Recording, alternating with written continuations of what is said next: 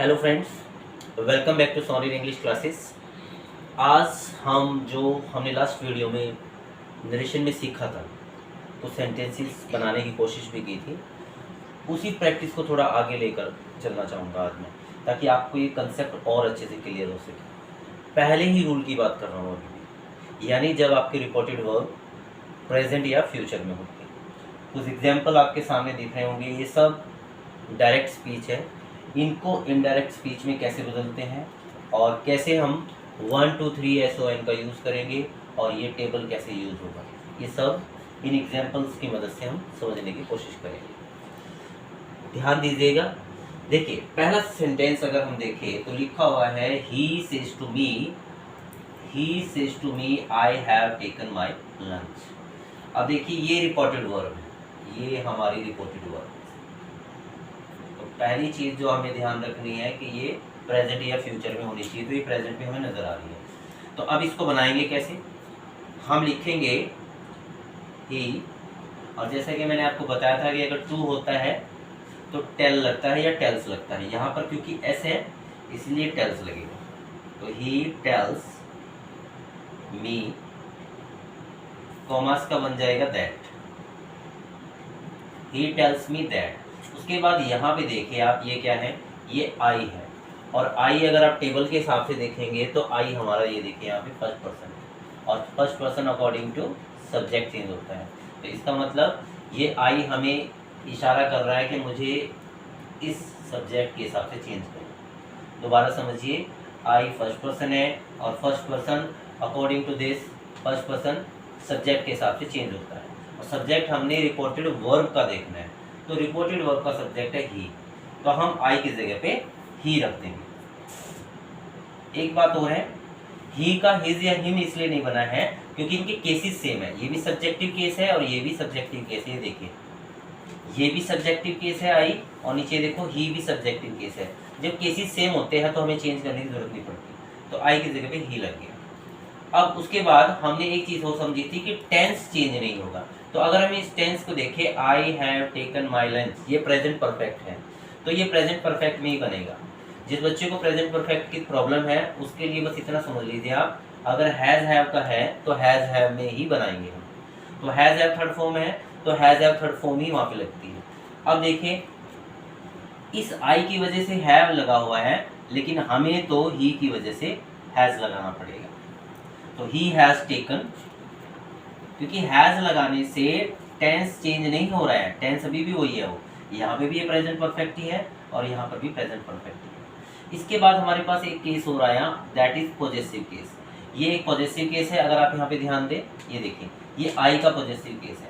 तो possessive case को कैसे चेंज करना है, उसके लिए सबसे पहले आपको यही ध्यान रखना है कि ये किसका पॉजेसिव केस है। तो ये आई का पॉजेसिव केस है। अब आई क्या होता है? First person according to subject. तो फिर से ये हमें यहीं पे लेके आया। ये देखिए, ये माई भी हमें ही तक ही लेके आएगा। कैसे? दोबारा देखिए, हमारे पास था माई। सबसे पहले हमने देखना है कि माई किससे बनता है? आई से। आई क्या होता है? First person according to subject. तो रिपोर्टेड वर्ब का जो सब्जेक्ट है वो ही है, तो यानी इस माई की जगह पे ये ही लगना चाहिए। लेकिन प्रॉब्लम ये है कि माई तो है पॉजेसिव केस और ही है सब्जेक्टिव केस। तो मैंने आपको बोला ही है कि उसी केस को लेना पड़ेगा। तो हम नीचे जाएंगे, देखिए यहाँ पे, और ही का जो पॉजेसिव केस है यानी हिज, तो माई की जगह पे हिज का यूज किया जाएगा। ध्यान रखिए इस बात को कि केसेस सेम होने जरूरी है। यहाँ पे जब हमने आई की जगह ही लगाया तो ये दोनों सब्जेक्टिव केस थे। अब मैंने माई की जगह हिज लगाया तो ये दोनों पॉजेसिव केस है। उसके बाद हमारे पास है लंच। तो लंच को हम चेंज नहीं करेंगे, ये तो नॉर्मल है, इसको हम लिख देंगे his lunch। तो हमारा सेंटेंस बन गया, he tells me that he has taken his lunch। उसके बाद हम अगले सेंटेंस पे चलते हैं। अगला सेंटेंस भी हमारा देखिए प्रेजेंट वर्ब आई हुई यहाँ पे, तो ये बनेगा she tells आ जाएगा इसमें भी, फिर आएगा him, उसके बाद कॉमर्स की जगह पे that आएगा। आप समझते हैं, देखिए यहाँ पे हमें मिल रहा है you। अब यू कैसे चेंज होना है, पहले हमें समझना पड़ेगा कि यू कौन सा पर्सन है। यू है सेकंड पर्सन, और second person according to object change होता है। तो इसका ऑब्जेक्ट पकड़ लीजिए, ये रहा ऑब्जेक्ट। यानी यू की जगह हम हिम रख सकते हैं। लेकिन फिर से हमारे लिए प्रॉब्लम आएगी, क्योंकि हिम यू जो है वो सब्जेक्टिव केस है, जबकि हिम जो है वो ऑब्जेक्टिव केस है। तो इसको सब्जेक्टिव केस बनाना है तो इसकी लाइन में ले आओ, देखो you subjective case, him objective case, तो इसको इसके साथ ही जोड़ना पड़ेगा। यानी यू की जगह पे हम हिम नहीं लगा सकते, लेकिन ही लगा सकते हैं। केस सेम होना जरूरी है। ये भी सब्जेक्टिव केस हो गया और ये भी। अब आगे देखो, इसमें लिखा हुआ है हेल्प्ड हर मैनी टाइम्स। अब हेल्प का मतलब हो गया यहाँ पे पास्ट इंडेफिनिट है, लेकिन टेंस हमें चेंज नहीं करना है। अगर वो पास्ट इंडेफिनिट है तो हम भी उसको पास्ट इंडेफिनिट में ही रखेंगे, यानी सेकंड फॉर्म ही लगेगी हेल्प। उसके बाद हमें फिर अगला देखो यहाँ पे क्या मिल रहा है, हर। अब फिर से आ गया पॉजेसिव केस, तो यानी जब मैं इसको चेंज करके लाऊंगा तो पॉजेसिव केस ही लाना पड़ेगा मुझे। अब समझिए ये किससे बना है, ये कौन से पर्सन से बना है, ये सब किस सब्जेक्ट से बना है, ये शी से बना है। और शी जो है अगर आप इस टेबल में ध्यान दें तो थर्ड पर्सन है, और थर्ड पर्सन के लिए नो चेंज होता है, यानी आपको इसको चेंज करने की जरूरत ही नहीं पड़ेगी। आप हर को हर के लिख देंगे, हर, उसके बाद मैनी टाइम्स, ये आपका इनडायरेक्ट बन गया। ठीक है, नेक्स्ट देखते हैं द टीचर विल से। अब देखिए इसमें विल आया हुआ है, तो यहाँ पर यानी फ्यूचर टेंस आया हुआ है। तो फ्यूचर टेंस आए तब भी हमें रिपोर्टिंग स्पीच का टेंस चेंज नहीं करना होता। तो हम इसको बनाएंगे the teacher will say, commas की जगह पे दैट आ जाएगा। अब देखिए यहाँ पे है रानी, और रानी हो जाएगा कौन सी कैटेगरी में जाएगा, अगर हम यहाँ पे ध्यान दें फर्स्ट पर्सन में नहीं जा सकता, सेकंड में नहीं जा सकता, इसका मतलब रानी जाएगा थर्ड पर्सन में, और थर्ड पर्सन नो चेंज होता है तो रानी का रानी ही रहेगा।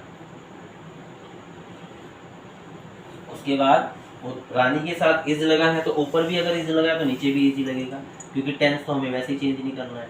तो Rani is dancing on the stage, यही बनेगा।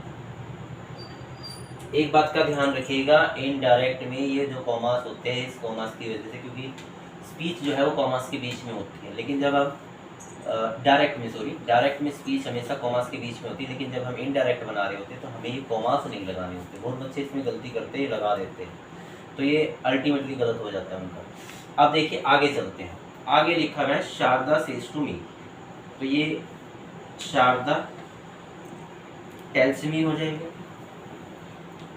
कॉमास का दैट हो जाएगा। उसके बाद देखिए यहाँ पे है आई क्या होता है, first person according to subject, subject है शारदा। अब हमें यहाँ पे शारदा नहीं लिखना बल्कि उसका प्रोनाउन लिखना पड़ेगा, यानी शी। ये ध्यान रखना, क्योंकि शारदा यानी एक लड़की की बात हो रही है, तो हमें जब इधर से हम लाएंगे तो हमें शी लिखना पड़ेगा। अब यहाँ पर आई के साथ तो एम लगा था, लेकिन शी के साथ तो इज लगेगा। शी इज बॉइलिंग राइस, उसके बाद है फोर। लेकिन अब यहाँ देखिए एक ऑब्जेक्टिव केस मिल गया हमें, यू एक ऑब्जेक्टिव केस यहाँ पे मिला है हमें। अब ये यू कैसे चेंज होगा, यू होता है second person according to object, तो इसके ऑब्जेक्ट पे जाइए तो आपको मी मिल रहा है।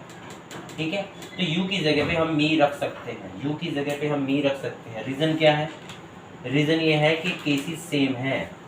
ये भी ऑब्जेक्टिव केस आ रहा है, देखो यहाँ पे ये लास्ट में आ रहा है यानी ऑब्जेक्ट है, और यहाँ पर भी ये लास्ट में आ रहा है यानी ये ऑब्जेक्ट है। तो बिल्कुल मी को चेंज नहीं करना आपने, इसका आई या माई नहीं बनाना है, ये भी ऑब्जेक्टिव केस ही है, तो ये यहाँ पे जाएगा। ये देखिए यहाँ दिखा देता हूँ मैं आपको, मी और ये यू, देखो एक ही लाइन में है ना दोनों, तो जब एक ही लाइन में है तो हमें उसको चेंज करने की जरूरत नहीं पड़ेगी, यू की जगह पे मी रखा जा सकता है, लगाया जा सकता है।